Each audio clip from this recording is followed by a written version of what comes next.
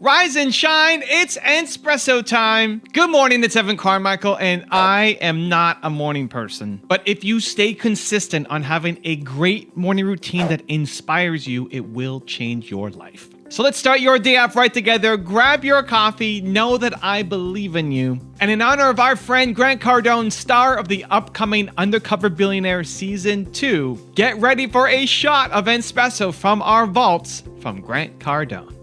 Cheers. I wake up every morning. Espresso, keep me going.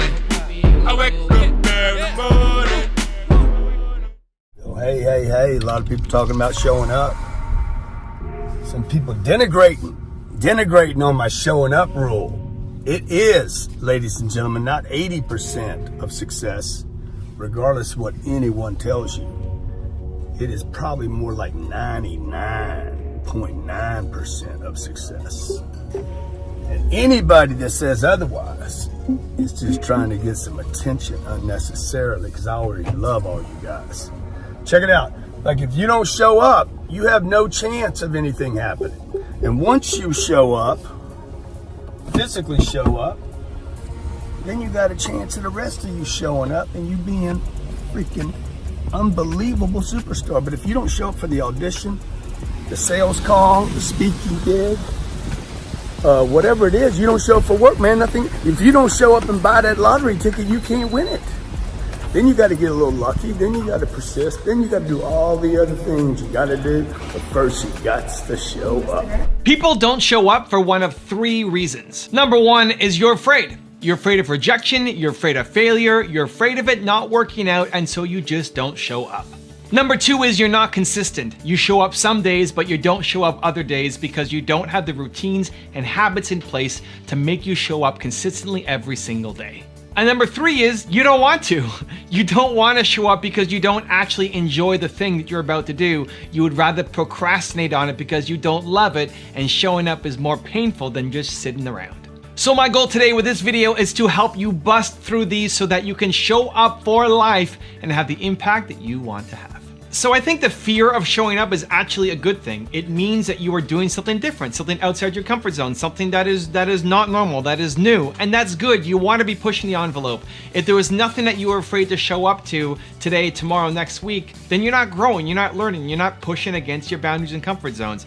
And so even today, I had to show up. And again, it should be every single day. So today, I was procrastinating on sending out an email to Grant, as well as a couple other people, where I'm looking at doing more collaborations, more work on my YouTube channel, more cross-pollination connection to other successful YouTubers to help the whole entrepreneur YouTube community grow, right? I want to get the message out there. I want to be playing a bigger game. And so I emailed Grant and I emailed 4 other people with a new idea that I had. So when the idea was first suggested to me about doing this and reaching out, I had a little bit of nerves, like, okay, it's gonna require an ask. I might get rejected, it may not work out. And I had it scheduled for today, because today was my YouTube day. And so I look at the list today, and like, maybe I should start with 1 person, or 2 people, or just pick the easy people. And just the fact that I felt that, just the fact that that was one of the reasons meant I had to go and do 5. I had to do a bigger number. I had to go after the harder people. I had to do the people that I thought may say yes, may say no, may make me look bad if they say no. And a lot of it is just head games. The honest truth is, Grant's probably not gonna care. Grant's probably gonna say yes. Like 98% chance he says yes, and he passes it on to somebody on his team. We start working together and we create the collaboration. 1% chance he ignores it, and 1% chance he says no. But it's not the logical, rational things that hold us back. It's the emotional, fearful things. And so what I've trained myself to do is anytime I feel that oh my God, it may not work out, then I have to do it. I have to do it. I have just to show myself, because the worst thing you can do is get to the edge of the cliff and say you're gonna jump and then not jump. It's better not to catch that you're nervous. It's better not to even come up with the idea, to just float around in ignorance. Ignorance is bliss, than to catch it and then play small. And so as soon as you catch it, I've trained myself, I want you to do the same thing.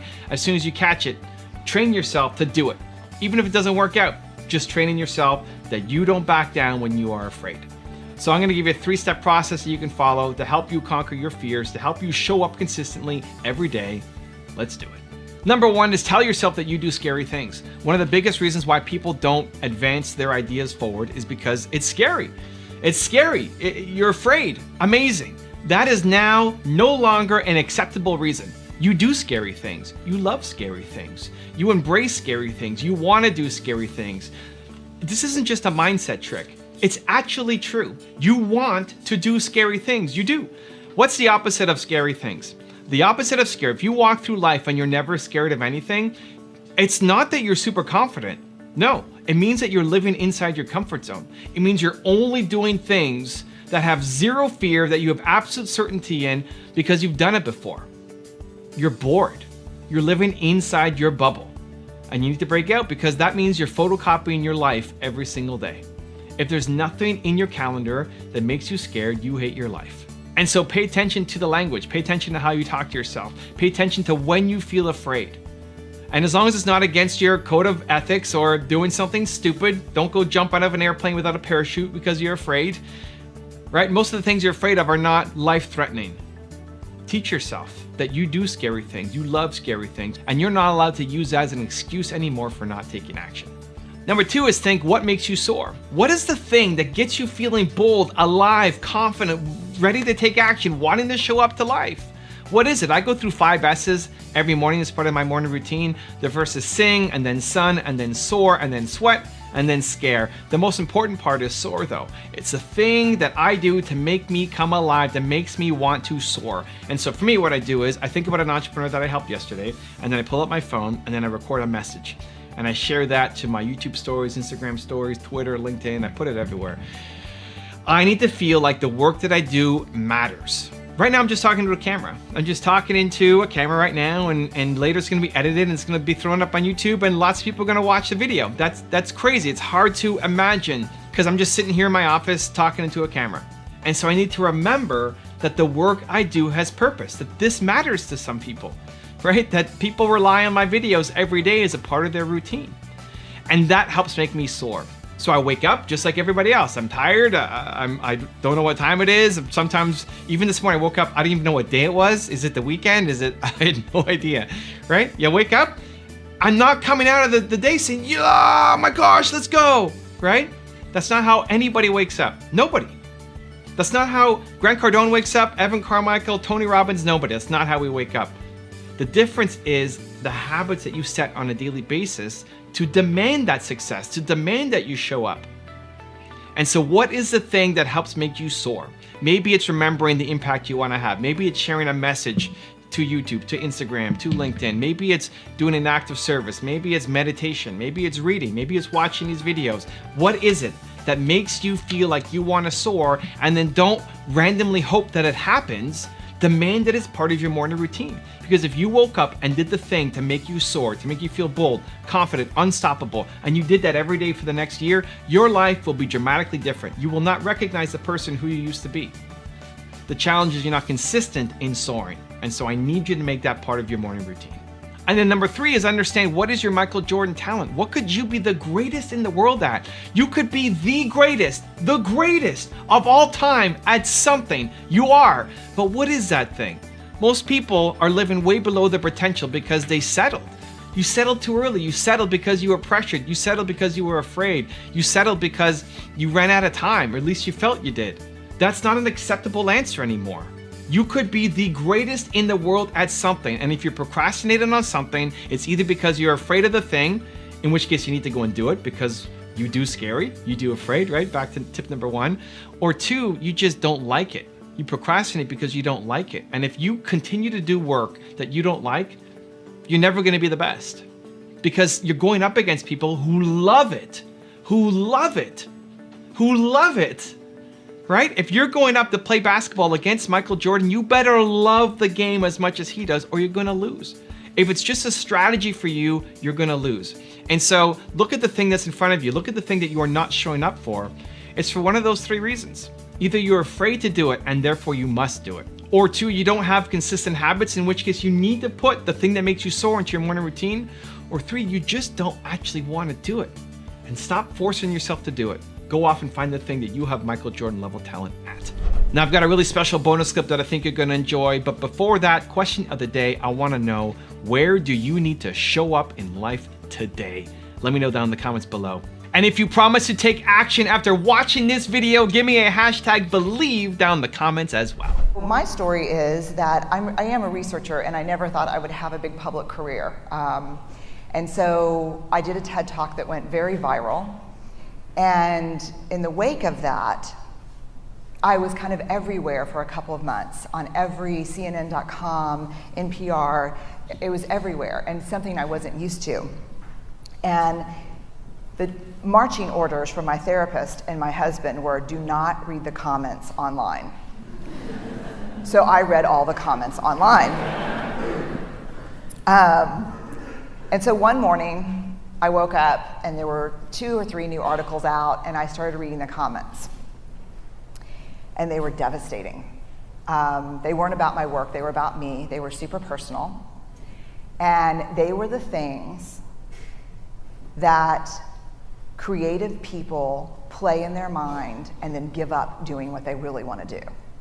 Like if I asked every single one of you, what would you try if you knew people would never say this about you? What would this be? Those were the comments that morning. Of course she embraces imperfection. What choice does she have? Look how she looks. I feel sorry for her kids. Less research, more Botox. Just mean personal attacks, the things that really, up until that moment, had inspired me to stay very small in my life and my career, just so I could avoid those things.